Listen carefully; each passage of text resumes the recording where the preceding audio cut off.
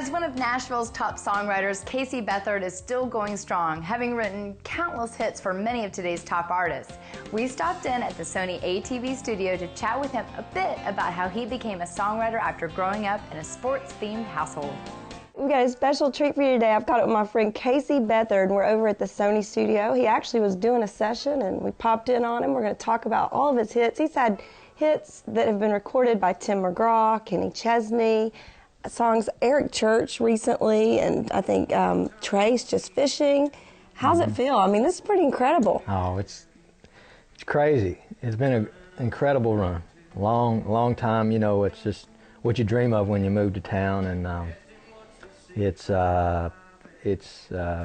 exceeded all my goals and my dreams when I came here, you know. That was one of my questions. Awesome. Have you sort of already accomplished all your goals? Now, when you came to town, because you have a voice that is just, I mean, you hear your demos and they sound like records. Our camera guy just said, that is awesome. Wow. And you sing so well. Do you perform out? That was the, yeah, I do. I'll go do more writer shows than anything, but that's what I wanted to do. You know, I think a lot of us songwriters want to be the star, you know, want to be the guy in the middle of the stage and stuff. And that was the first dream. And then you know, find out it takes a lot to do that. There's a lot of work involved, and I didn't have that. I didn't have that entertainer thing, that artist thing.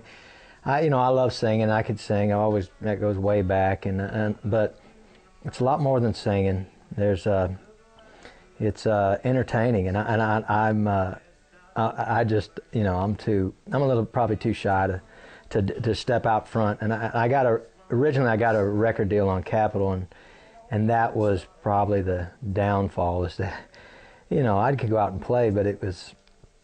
And I'd rather sit on a stool and play than try to run around and do what entertain so many people that need to be.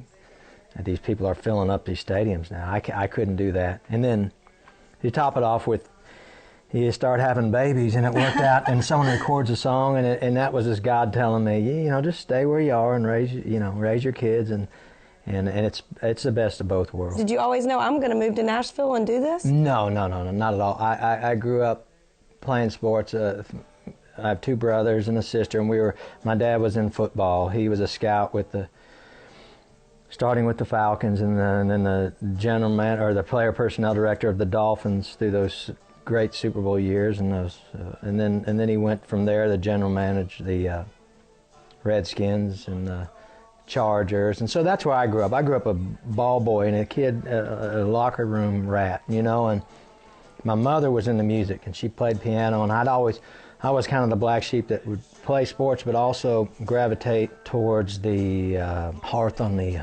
fireplace and hold a candle and just sing with my mom, pretend and lip sync and sing everything from what my dad liked, from John Prine, Jimmy Buffett, to Marvin Gaye, and you know, and to Merle Haggard, and just, you know, we sang everything, and I was the one that just kept going that way, and I got into singing lessons when I was about 7, and then guitar lessons, and looking back, it's kind of weird that they knew at that time that, wow, this one.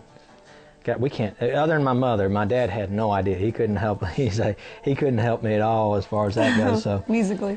So you know, you played sports, and you always. I think I dreamed of being a pro football player, and because that's what you're around. And I think I took it for granted being around all those players and being at those Super Bowls, and then you grow. You only grow to a certain point.